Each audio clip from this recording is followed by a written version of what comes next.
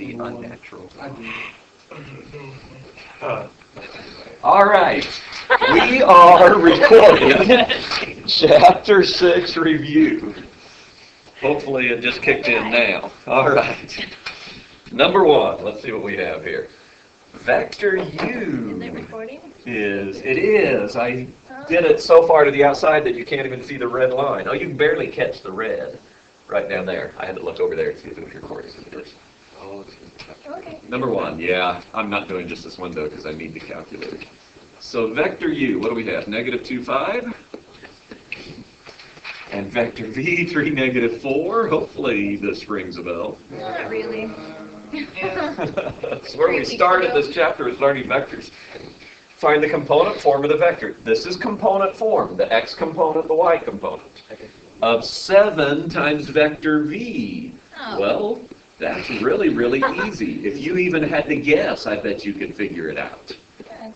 It's vector 21. 21, 28. Negative 28. negative 28. It's just like And then on B, we want 4 times vector U. It's negative 2, 5. Minus vector V. Oh. So let's do it in our heads. Let's do the x component. So that'd be negative 8 minus 3 more. Negative 11. Y component, 4 times 5, 20 plus 4 more, 24. Like I say, I bet if you were hard-pressed and you saw it on a test, you could probably even figure it out. Because hopefully it makes that much sense from your math knowledge. 4 times the first one, and then subtract the second one. 4 times negative 2 is negative 8. Subtract 3 more, that's negative 11. That's the x component. We're same with the y. Number 2. Let u and v be the vectors defined in problem 1, and let alpha be the direction angle for vector u. Let beta be the direction angle for vector v. Let gamma, that's that next symbol, so alpha, beta, and gamma. Let gamma be the angle between u and v. Find alpha, beta, and gamma. Express your answers in degrees rounded to the nearest 10. Let's get ourselves a little sketch to try to figure out what in the world are they talking about. If in doubt, draw a picture. So if I take that first vector, negative 2, 5. So negative 2, 5 would be a vector something like that. Negative 2 and then up 5. Maybe I'll put little dash lines. Negative 2 and up 5. That's that vector.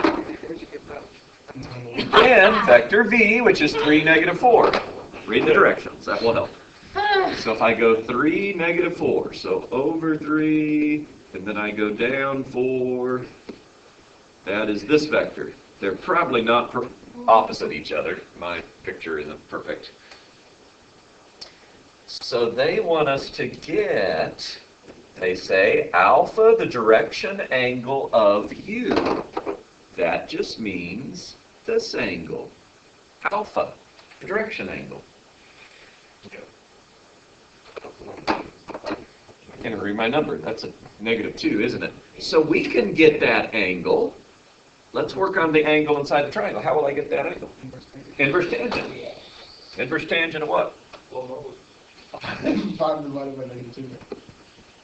Inverse tangent. 5 over negative 2. What mode? Did you read the directions? What mode? Degrees, because they said degree mode. Inverse tangent, 5 over negative 2. What do you get?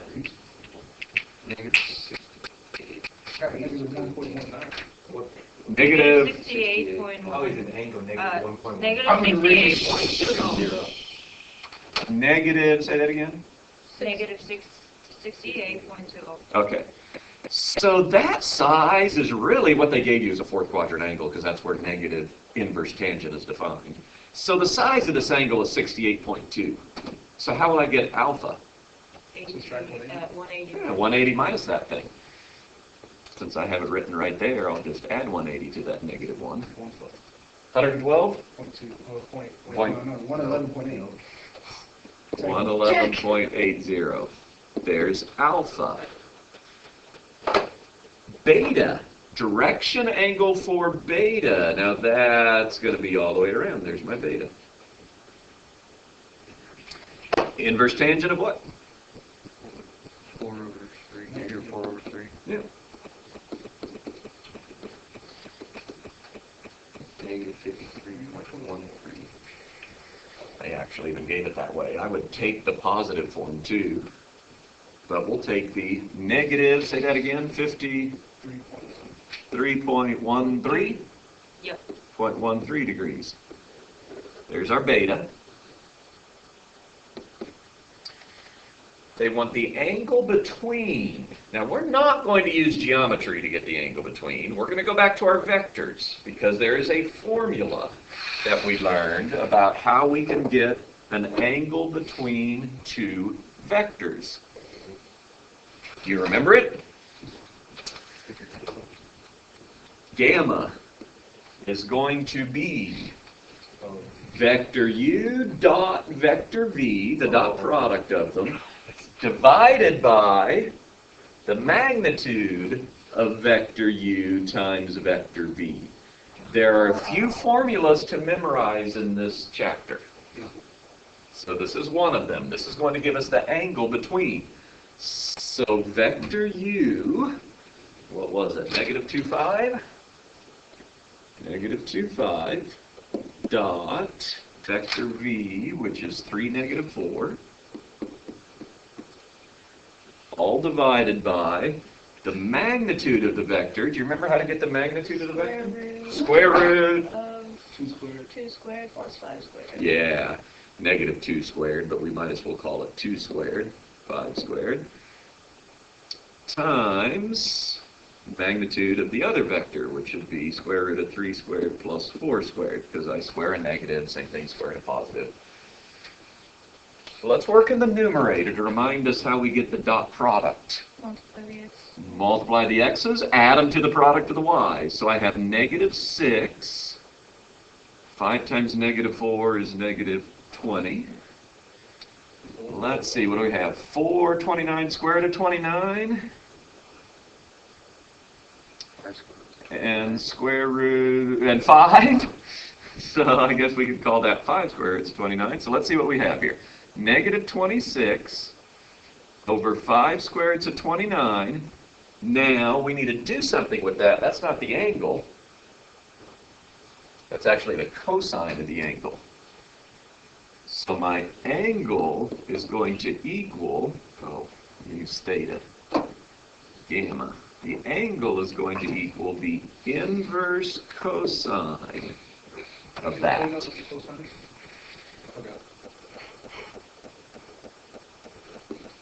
We just have to memorize that formula. Cosine of an angle is that equation. I forgot to write cosine at the beginning. Cosine of the angle is that equation. So to get the angle, we take the inverse cosine of that equation. Wait, so what on the diagram is gamma? Gamma is the angle between these two. Okay. We'll see how good my scale comes out. And we're working in degrees, so keep it in degree form.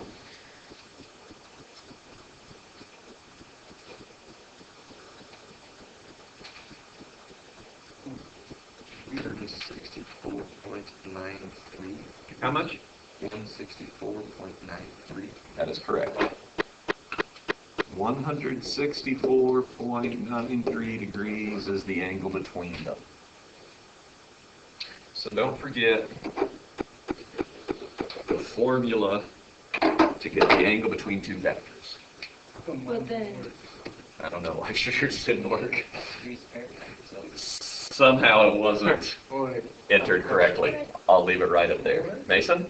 For A, how did you decide what theta was constant? For alpha? I don't have an A. You mean, okay. Number 3, an airplane is flying on a bearing of 194 degrees at 460 miles an hour. So we remember that's 194 measured from where? North. in the clockwise direction. So there it is. Here's the airplane, somewhere over there. 194 degrees at 460 miles an hour. Find the component form of the velocity of the airplane. Explain its meaning. Round to the nearest 10. So all we are wanting to know is what is the x component and what is the y component of that. So it'd probably be useful to figure out the angle inside that triangle, which is 76. So now if I wanted to get the x component, how will I get the x component of the vector? Sine. R. Wow, 460. We're going to take 460 cosine to get the x component. Cosine, now really what I'm going to do, I want the angle all the way around. If that's 76 inside the triangle, what is it all the way from the standard position angle? 180 plus 76, which is how much? I mean, what? No, it would be It's 256. 256. I was right. Tell me what 460 times the cosine of 256 is. Negative 111.28. Negative 111.28. Is that a negative x direction? Yeah. Yeah. Let's find the y by taking 460 times what? Sine of our 256. Negative 446.34. So our component form is just the vector, negative 111.28 comma negative 446.34. And what does it mean? It tells us how fast it is moving in the x and y directions. It's a whole lot easier to say it's the components. They ask us what the components mean. It's how fast we're going in the x, how fast we're going in the y. Yes? It says round to the nearest. Oh, it says round to the nearest 10th. 0.3. 0.3 0.3. and 0.3. Mr. Fisher might have counted off a half a point on me in that. Probably not. Number 4. Let vector u be 3, 5. So, Vector v, negative 2, 1.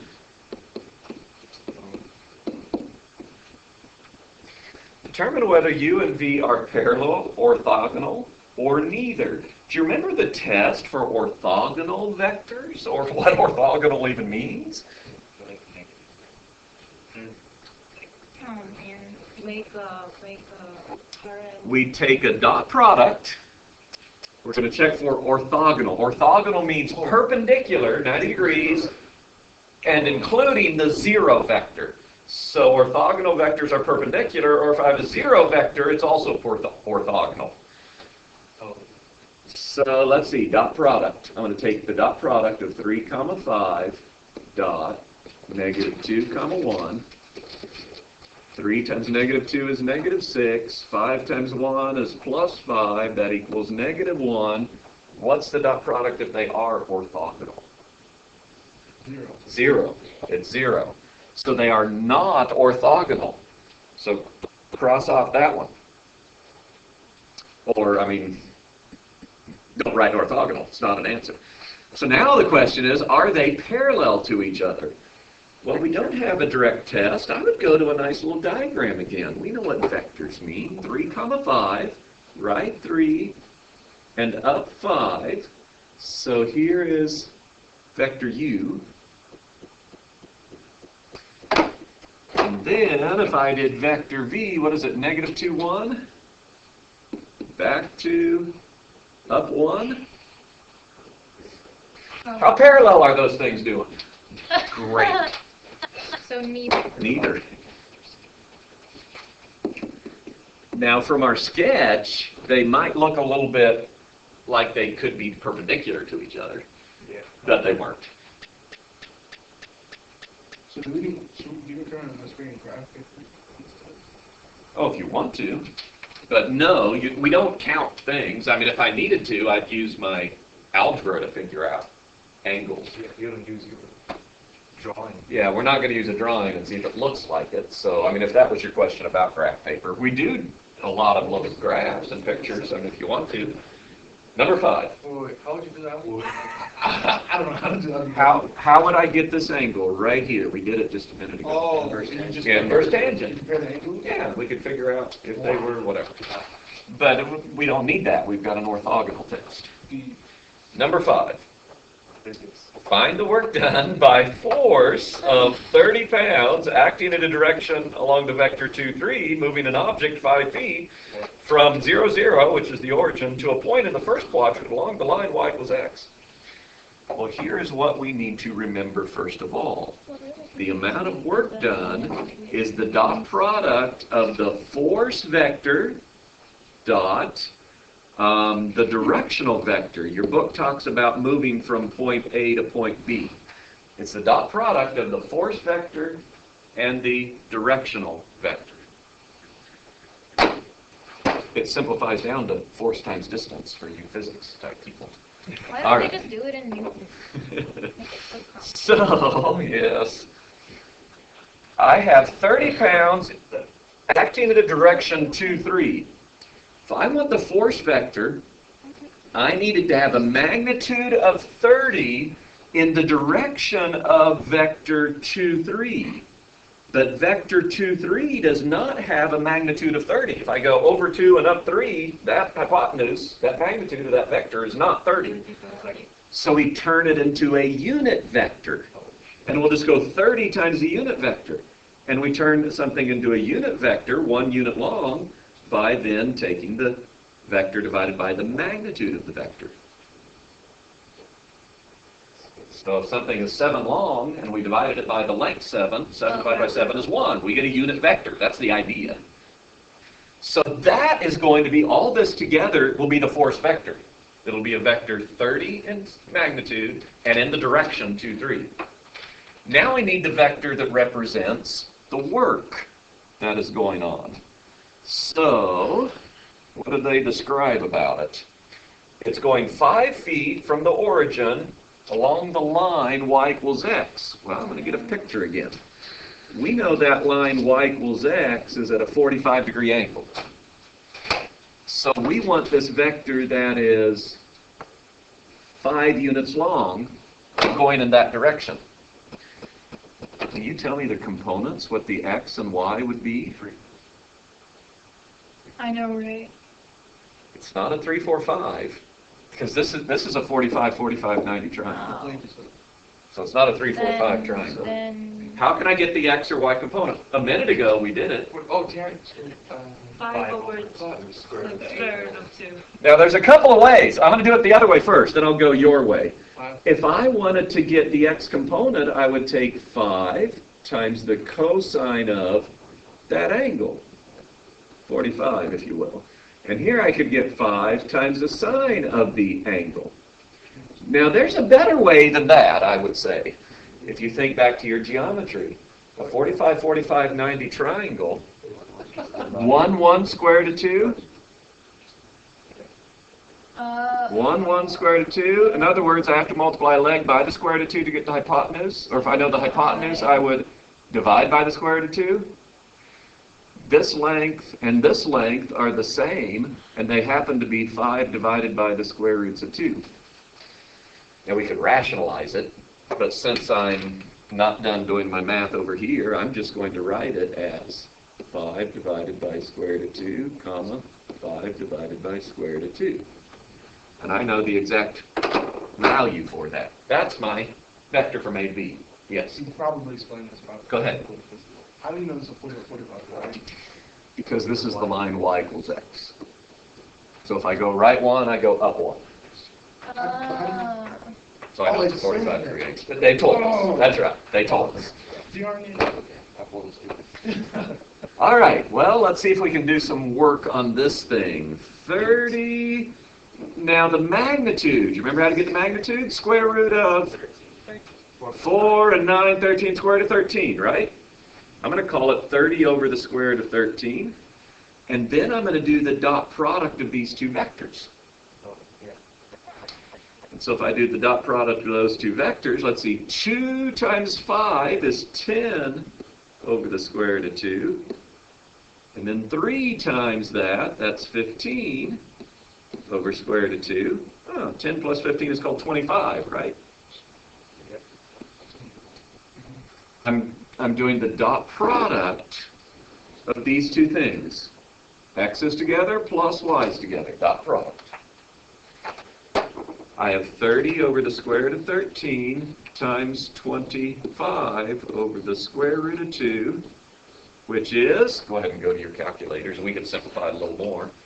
How did you get to 30 50 over Okay, square root. how did I get that? The square root of 13 comes from the magnitude of this vector. Remember, the magnitude of a vector, square root of 2 squared plus 3 squared. That's where I got the square root of 13. Magnitude of the vector. Okay. But, So I just put that right there. I put it under the square root of 13. And then I took the dot product of those two vectors to get this. okay. Remember, dot product, x times x plus y times y. Anybody have an answer for that number? 147.09. 147.09. Is that what I heard? Foot-pounds of work. We'll look at the number. Should be in. Yeah, it should be in SI units is right, but it's not. It aggravated my dad. Trying to measure with centimeters.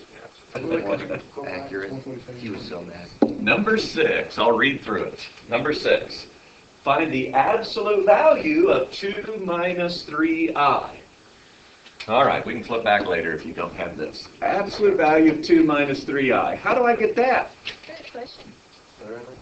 The same way as you got the magnitude of that vector a minute ago. Oh, 2 comma negative. It's going to be the square root of 2 squared plus, technically, negative 3 squared. The absolute value of a complex number is the magnitude, same thing as the magnitude of it. It went over 2, it went up 3 in the I direction. The absolute value is this thing, the distance away from the origin. It's the same thing as finding the magnitude of a vector. What is that? 4 and 9, 13, square root of 13? Yep. We're done. Well, that was easy. It is. Where's that button? Yeah. So part of what it is understanding the language, understanding their question, because how we do the math is the same over and over again in this chapter, really. Number 7. Find the trig form of the complex number, negative 7 plus 7i, and they want us to use an angle that's between 0 and 2 pi, so they don't want any negative angles here.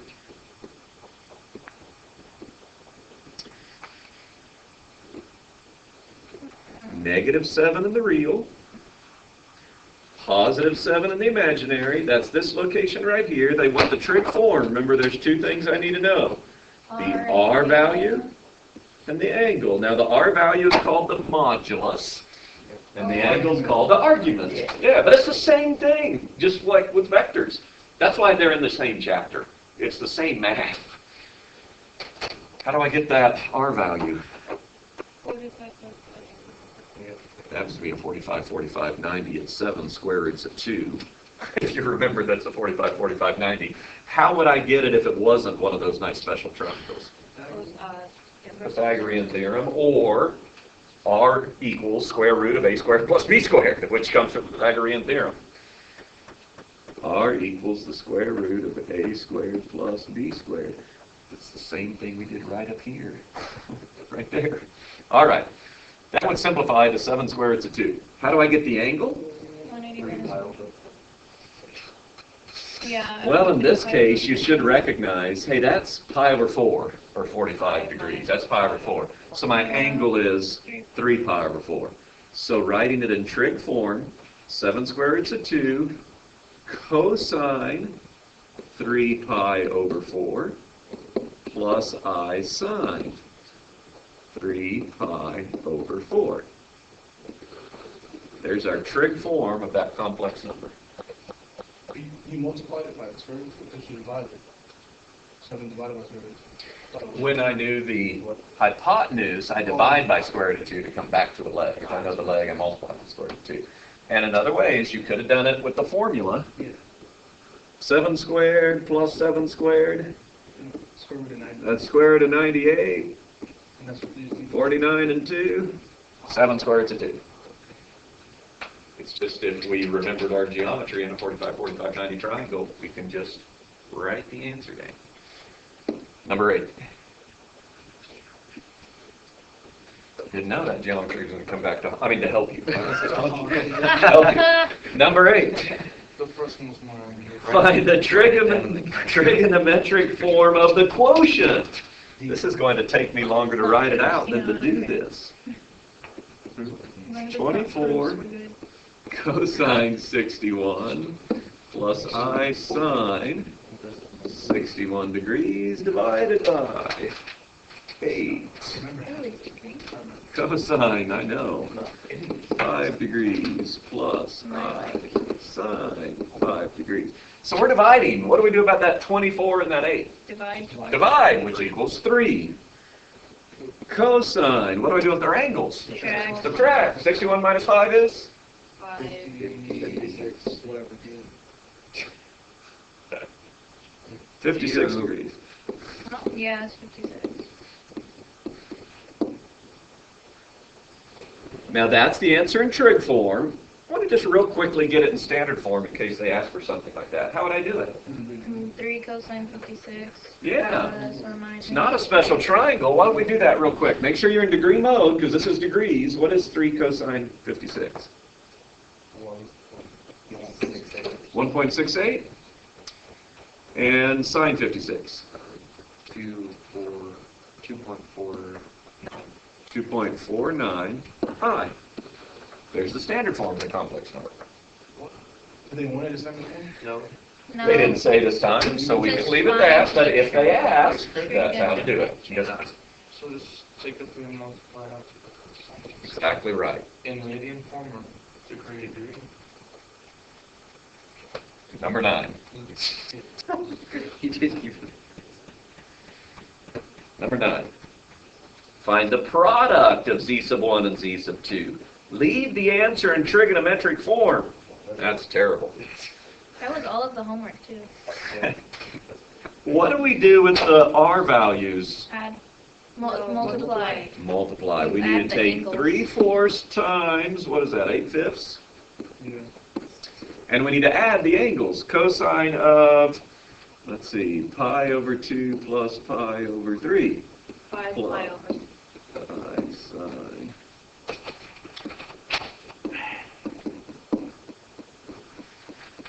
Okay, let's see, if we multiply back over here, 4 goes into 8 twice, and we get what fraction? 6. 6/5. We're going to add these things. We need a common denominator. 3 pi over 6 plus 2 pi over 6. 5 pi cosine. Oh. 5 pi over 6.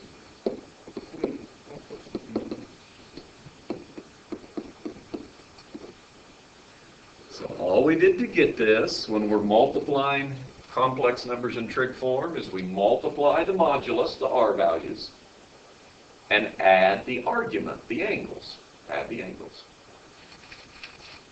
What would we do if they wanted it in standard form? I know they said trig form. We would, is this an exact one? 5 pi over 6.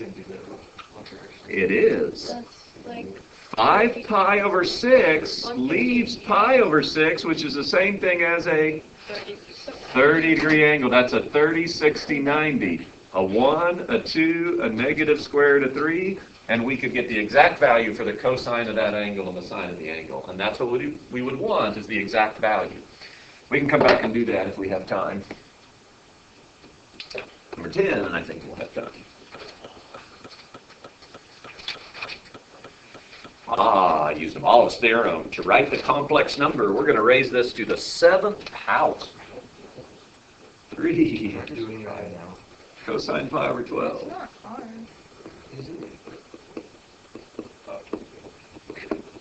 No, this is really, really easy. What do I do with the 3? 7 power. Raise it to the 7th power, which we'll figure out what that is. What do I do about the argument, the angle? Multiply it. That's it. 7 pi over 12. It's still tricky. Yeah. What is 3 to the 7th power? 21 things. Gosh. 2187. I didn't do it. And again, if they ask for standard form, is that 7 pi over 12 an exact angle that we would know? No. Yeah, it'd be based off a 15 degree, a related angle of 15 degrees, which we don't have. There you go. So we'd just use a calculator then. 2187 times the cosine of, in what mode would I use my calculator? Radiant. Degree. Radian of. Oh, man. Nice try. Because that's radians. 50-50 chance. And, all right, number 11. Yes. So, like, let's say there was an 8 on the outside, it would be 8 pi over Again, 12, the or like entire- 3 pi over 12. If I was raising to the 8th power, Like 3 of them. yeah, then we multiply the angle by 8. Yep, that's all we do. Intense. Find the 4th roots of. Finally, something interesting to do. Those were all of them. 8 square roots of 3 plus 8i. They want us to figure out the 4th roots. How many answers? 4. Oh, wait. 4 answers to the 4th root. Number 10. Oh, I'm sorry. Now, before we take our 4th root, what do we need to do with this standard form complex number? Change it to trig form. So, yeah, diagram. We've gone right 8 square roots of 3, and then we have gone up 8. 60 degrees. Do you recognize the triangle? Oh, wow. This is a 1, 2 square root of 3. Are you 8 kidding? times 1 is 8. 8 times square root of 3 is square root of 3. 8 times 2 is 16. Can you please pretend that that did not turn into a perfect triangle? And, like, How would I get the R value if all I knew of these two sides? Square root of A squared plus B squared. Whoa, whoa. Right?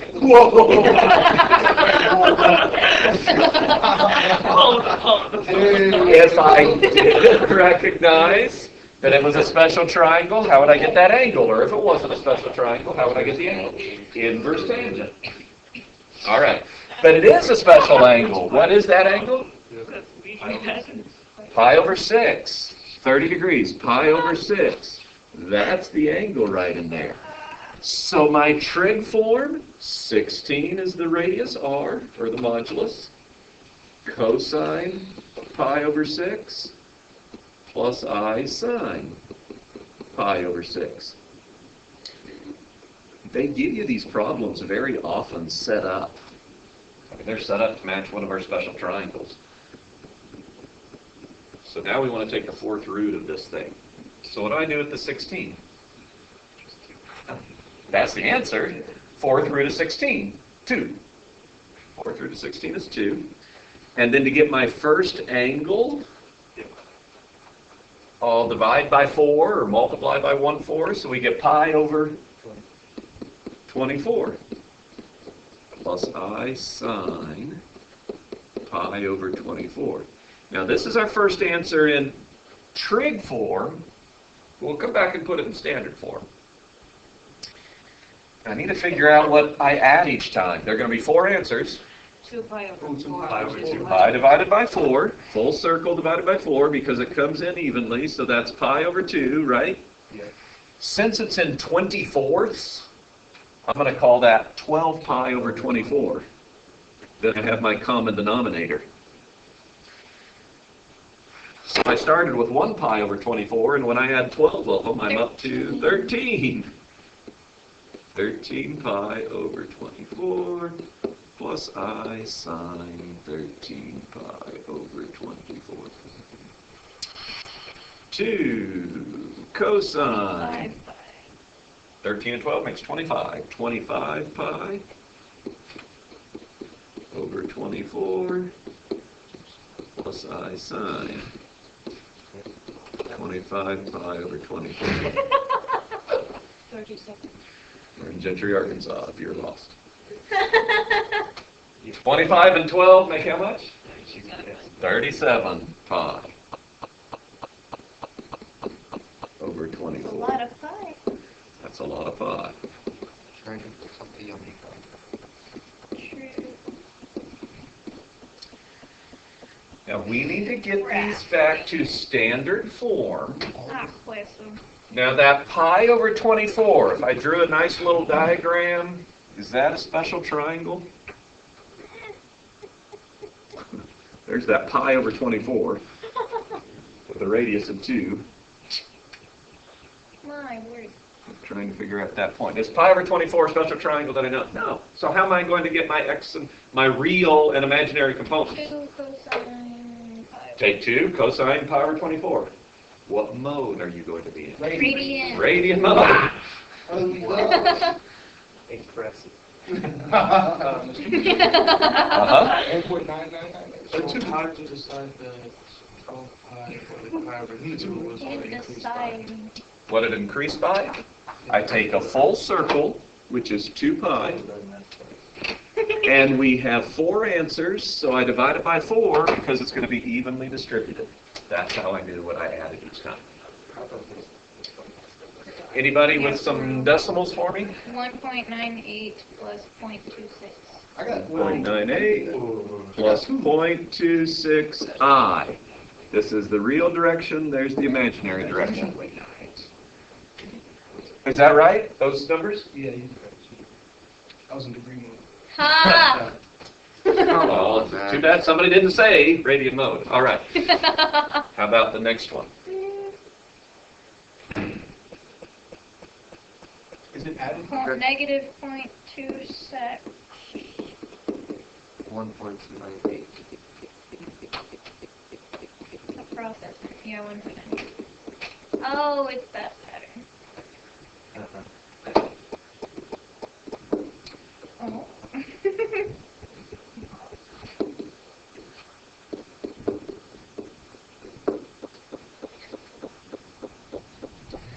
I believe they said graph each root Yeah. on that complex plane. So you have a cool little graph out there. And I would make my scale a little, maybe a little bit bigger than those. Well, you can just go by ones, I guess.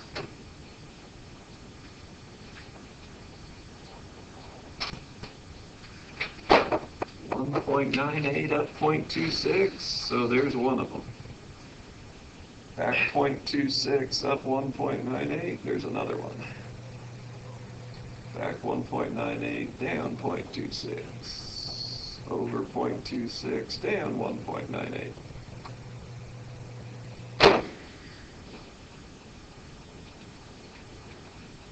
Should be evenly distributed around the circle. Are you wanting us to label these or? You don't need to. If you have all these answers written down, we can see where it is. Number 12. Oh. Yes. Number 12. Eliminate the parameter. Name the endpoints. They say x is found by t squared minus 3.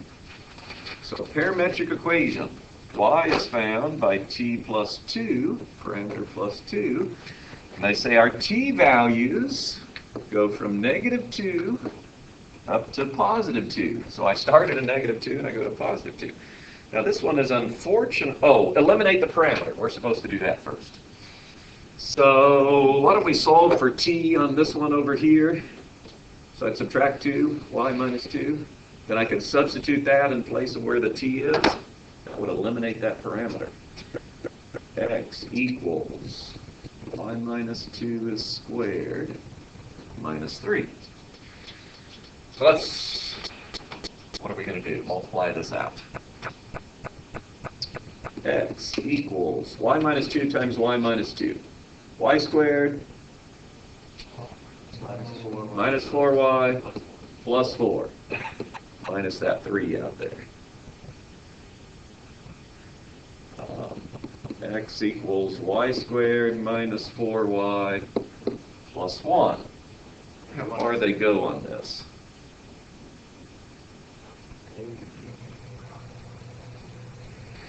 I don't even have it solved for y. So what do you want to do? That's okay. Now it says find the endpoints. Now finding the endpoints, where does it start and where does it stop? I really want to go back to the original. Find the endpoints of this thing. It starts when t is negative 2. So if I want to know what my x value is, I'm going to put a negative 2 where the t is. 4 minus 3 is 1. And I'll do the same thing for the y to figure out my first endpoint. Negative 2 where the t is. So it looks like my first endpoint is the ordered pair 1, 0. When I start at negative 2, I get the ordered pair 1, 0. And then what are we putting in? A positive 2? Also looks like a 1. And positive 2.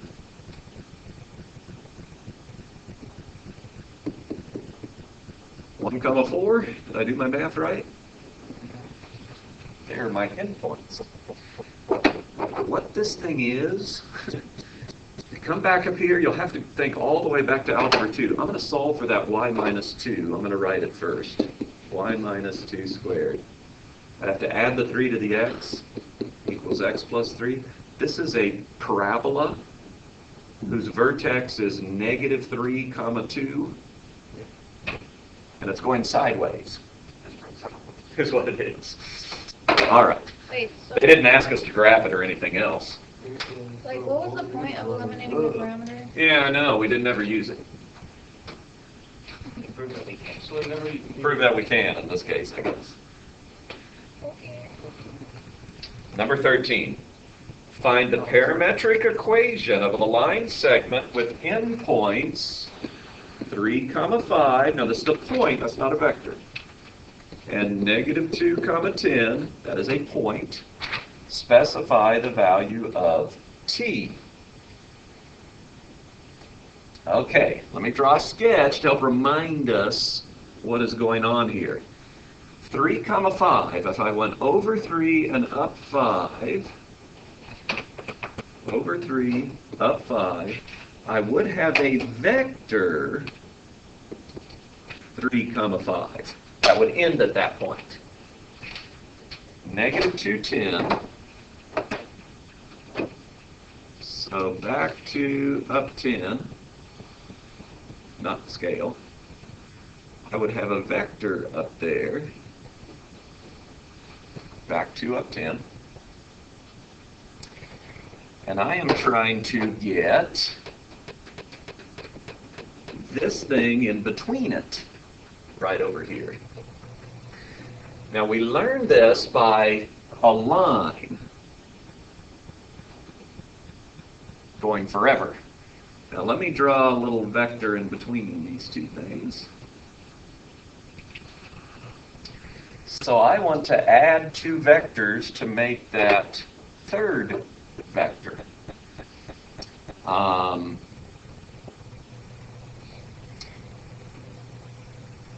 Okay, I need to think just a minute. Which means I'm going to pause the recording as I think. I'm going to add these 2 vectors to equal this last vector. But I'm going to say this vector, the original one, vector negative 2, 10, is going to be the sum of, well, this vector, which is 3, 5, vector 3, comma 5, plus some parameter t times the vector from A to B. I put my vector in the wrong direction. The book did it that way, not this other way. Mess it all up.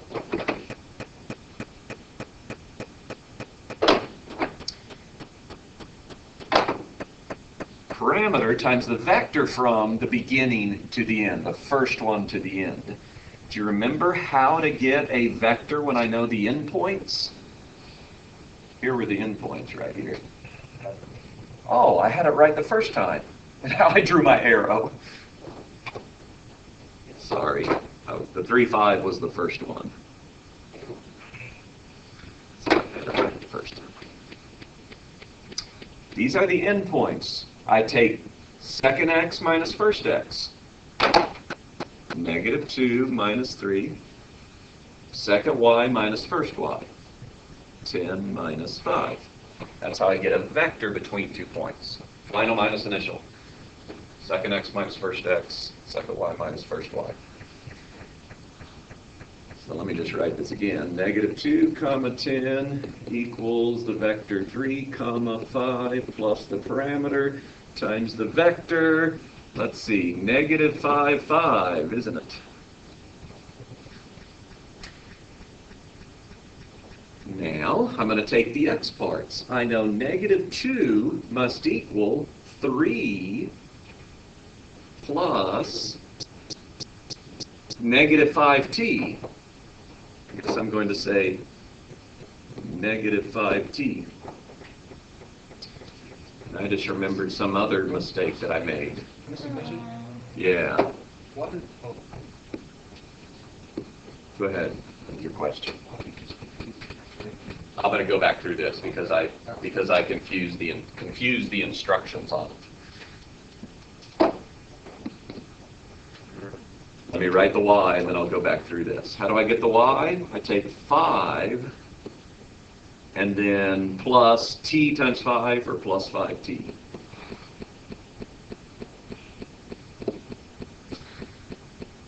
I'll go back through it. There's the component, there's the parametric form of how to get that line, x and y. Now we need to completely answer it. They want to know the endpoints, what parameters to do the endpoints. So, okay, so let's come back over here. In order to get any point on this line out here, we are going to say, in order to get any point on that line, any xy value on this line, any xy value on the line, I'm going to say vector xy is going to equal my initial point written as a vector, 3, 5, plus a parameter times the vector between those 2 points. The vector between the 2 points is then going to be negative 2 minus 3, comma, 10 minus 5. Yes, negative 2 minus 3. That's how I set it up. Let me just throw out 2 other things. Let's say I had the point 3, 7 and the point 5, negative 2, and I wanted to know the parametric equation for the line that goes through those points. Vector xy is going to equal the initial point vector to get there is vector 3, 7, plus the parameter times the vector between them, between this point and this point. I take my second x minus first, 5 minus 3, 2, negative 2 minus 7, negative 9. X is going to be 3 plus 2t. Y is going to be 7 minus 9t. That would be the parametric form of the equation of the line between those 2 points. They want to know, how do I get the endpoints of this one? It always is, your parameter starts at 0 and it stops at 1 Yeah. to do that segment. Always. Always? Always. If you just want the segment between the 2 points. 0 is the first value for the parameter, and 1 is the last value. Okay. Well, anyway. All right. 14.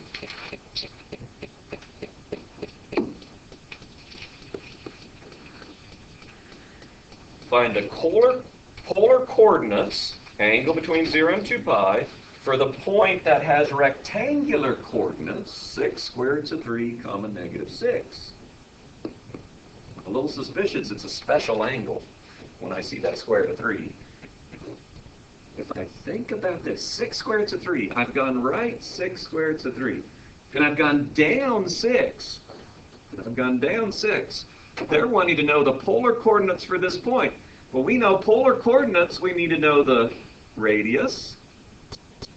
We need to know the angle. Since they said the angle has to be positive, it's between 0 and 2 pi.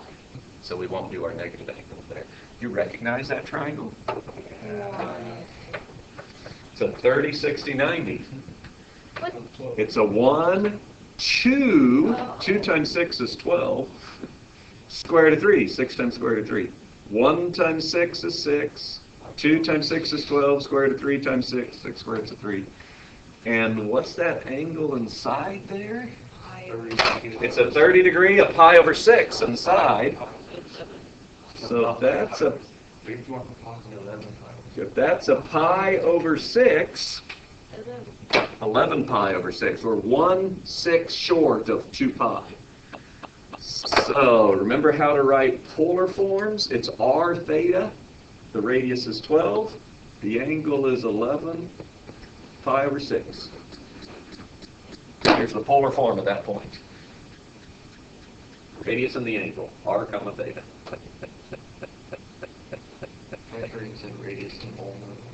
So make sure you're comfortable with the language. The math is just all these right triangles. We're finding the hypotenuse and an angle in a triangle is really what we're doing on almost all of this stuff. You just have to remember the language so you know what they're asking.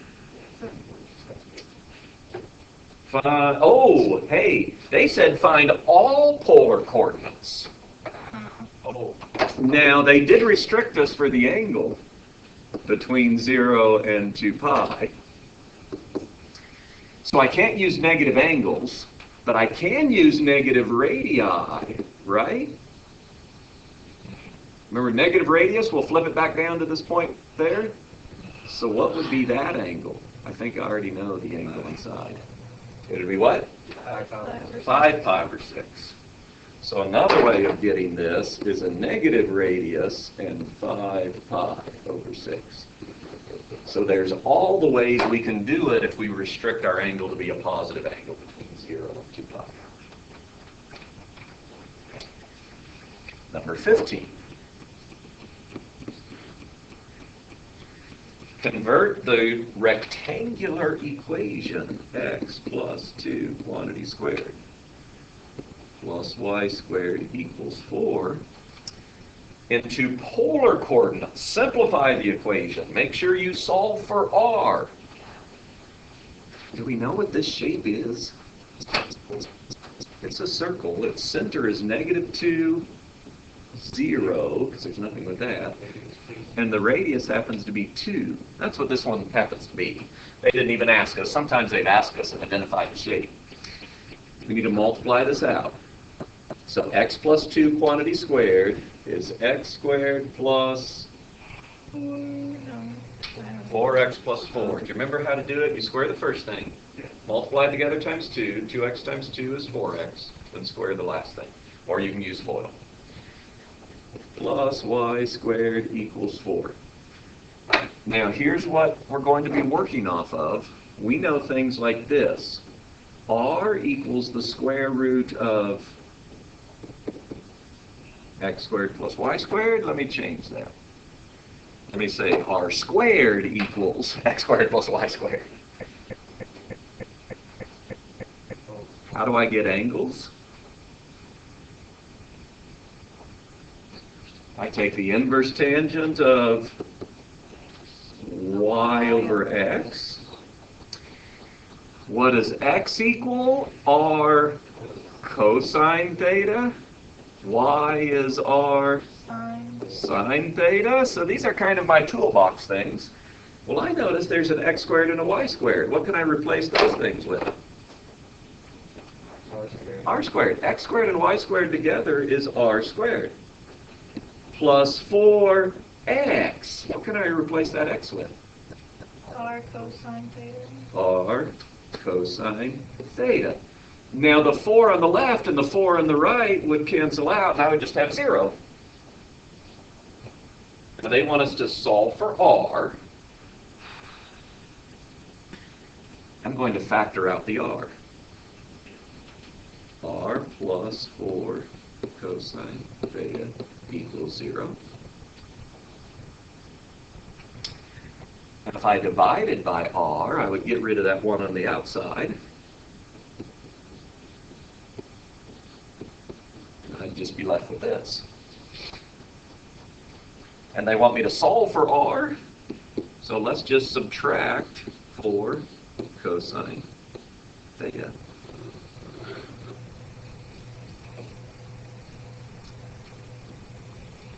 I want to see if we can relate it to something else. Negative 2, 0 is the center of this circle. Negative 2, 0 is the center of the circle. And the radius is 2. So I'd have something that looks like this. Let's think of our polar graphs for a moment. Cosine are things that are oriented along the x-axis. Negative cosine, instead of the positive x-axis, it's in the negative x-axis. And this is the radius of that circle. I mean, the square root of that is the radius of the circle. It's 4 all the way across. The leaf. If we've done leaf, remember the size of a leaf and other things? Kind of go together. That's just bonus.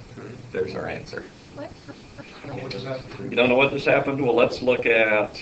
Oh, those, okay. That's what They don't even get... We need to look at some polar graphs. This one doesn't even give us some. We need to look at some polar graphs. That's what I was talking about. We'll look at some polar graphs. 16. Remind us about them. This is the only one they've said, I guess, but they haven't done much with it. Identify the points where the maximum R values occur on the graph of this coordinate and give the answers in polar coordinates. Boy, they do sneak in one little one. 5 sine 3 theta. We learned polar coordinates. We learned the rows first. Then we learned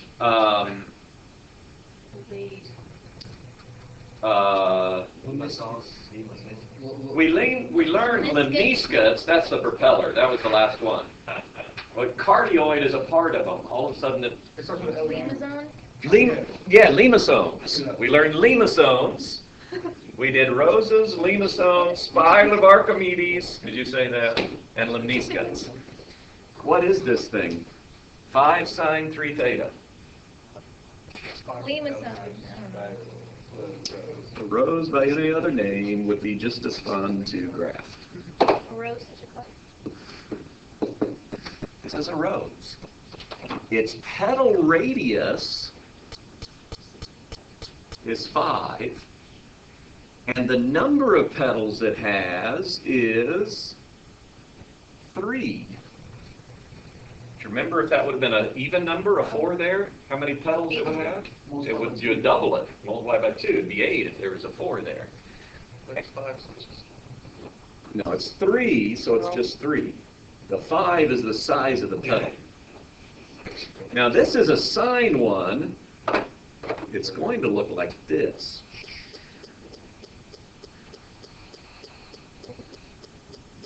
And that's 5 going out to these ends. So that's what this one is going to look like. Now they want to know where are the locations of these maximum points. Where are all these locations? Well, it's a little harder for us to tell here, but if we change it into function form, and we graph y equals 5 sine 3 theta, we are going to be able to tell where all those points are. Mode, function, and make sure you're in radians. Now when I hit equal, I have 5 sine What did I just do? Wow. 3x. Now before you graph it, I would change the window to a trig window. Then we might adjust it a little bit, but I'm Yeah, just you going can to do say it. zoom trig. I just tried a little trick on it. Just a little bit like, what? That's what I got. Now I'm going to adjust my window. I really want to go an angle between 0 and 2 pi. Yeah. And my amplitude is 5, my maximum value. So I'm going to hit my window. My x minimum, I'm going to do 0. My x max, I'm going to call 2 pi. My scale, 1.57 is fine. That's pi over 2. My y min and max, I'll do -5 and 5. I'll just barely catch it by doing that, but that's okay. Then I'm going to graph it.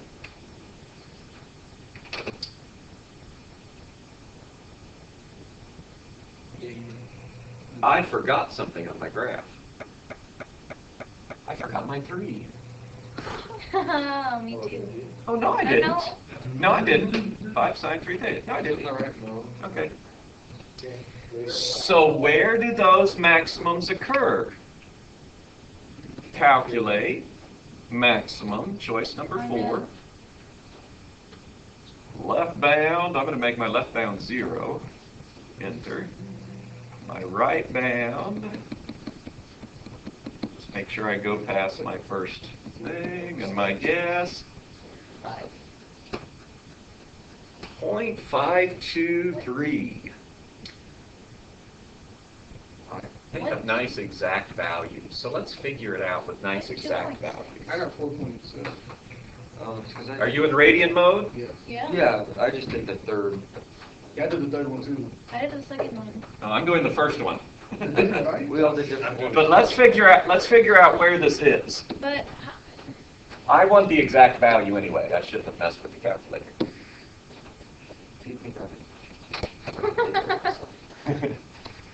So if I just graph 0 to 2 pi. This is 2 pi right there. So right here in the middle is 1 pi. And right here is pi over 2. And we have divided this up into 3 parts. what? That's pi over 6. 30 Oh, degrees, pi over 6. So I have a maximum positive R value of 5 when the angle is at pi over 6. Then I have, my next one is right down here. That is a -5. Why is it a -5 radius? Because It's down. It's below. Because it's below. And what is the angle? It's pi over 2. And I have another one. That's a +5 radius. And where is it? What angle is that? 5 pi over 6. That's 5/6 to get there. Now these things just keep repeating.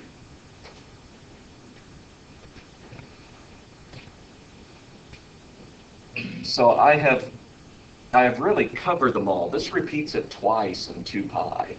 It goes around it twice. I wouldn't count off if you told me these things again.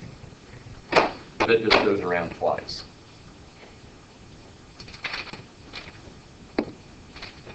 Let me give you a limosome. So we'll call this 17. R equals 2 plus 3 cosine theta. You're going to need to go back to the section on polar curves if you are totally lost on that. You'll need to go back and look at the section on polar curves. Oh, yeah. All right. This one is going to be, since it's cosine, it's going to be located along the x-axis. It's going to have a maximum value of 2 plus 3, which is 5. 1, 2, 3, 4, 5. If, I need to remind myself, if it's 2 minus 3 or 3 minus 2.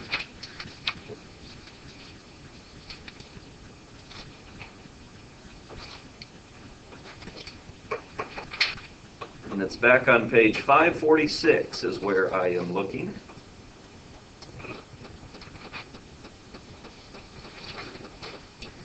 $5.45.